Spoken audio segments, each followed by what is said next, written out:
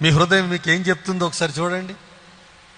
Hello, నా ప్రాణమా యెహోవాను సన్నుతించుము, నా అంతరంగమునున్న సమస్తమా ఆయన పరిశుద్ధ నామమును. ఆయన చేసిన ఉపకారములలో దేనిని, ఎవరితో మాట్లాడుతున్నాడు? తన ఆంతర్యంతో మాట్లాడుతున్నాడు. మన కొన్నిసార్లు మనతో మనం మాట్లాడుకునే అలవాటు కలిగి ఉండాలి. మనతో మనం మాట్లాడుకోవడం, స్పీకింగ్ టు అవర్ సెల్ఫ్. ఇంగ్లీష్లో ఏమంటారు దాన్ని? ఇవాల్యుయేషన్, సెల్ఫ్ ఇవాల్యుయేషన్ అని అంటారు. స్వీయ పరిశీలన. నువ్వు ఎలా చేస్తున్నావు, నువ్వు బాగున్నావా బాగోలేవా అని ఎవరో చెప్పరు నీకొచ్చి. నిన్ను నీవే పరిశీలన చేసుకోవాలి. అందుకే అంటున్నాడు దావీదు, నా ప్రాణమా యెహోవాను సన్నుతించు. ఎంత గొప్పగా తనతో తాను మాట్లాడుకున్నాడు. దేవుడు దావీదుని నా హృదయానుసారుడా అని పిలిచాడు. అక్కడ ఇంకొకడు ఉన్నాడు, వాడు కూడా మాట్లాడుకున్నాడు తన ఆంతర్యంతో, నా ప్రాణమా తినుము త్రాగుము సుఖించుము, నీకు బోల్డంతా సంపాదించి పెట్టాను, నీ ఇష్టం ఇంకా అని అంటే, అప్పుడు పక్క నుంచి సౌండ్ వస్తుంది, ఈ రాత్రి నీ ప్రాణం అడుగుతే ఎవడికి పెడతావురా ఇవన్నీ?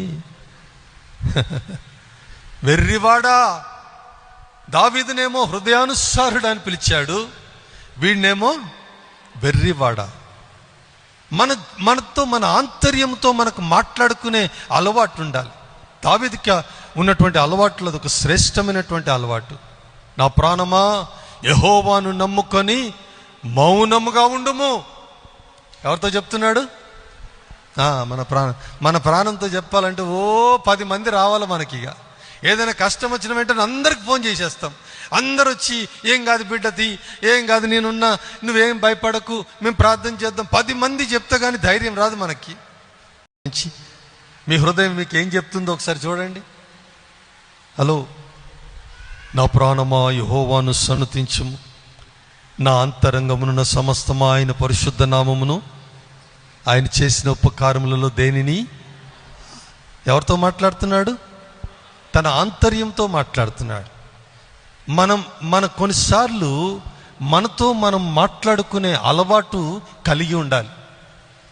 మనతో మనం మాట్లాడుకోవడం, స్పీకింగ్ టు అవర్ సెల్ఫ్. ఇంగ్లీష్లో ఏమంటారు దాన్ని?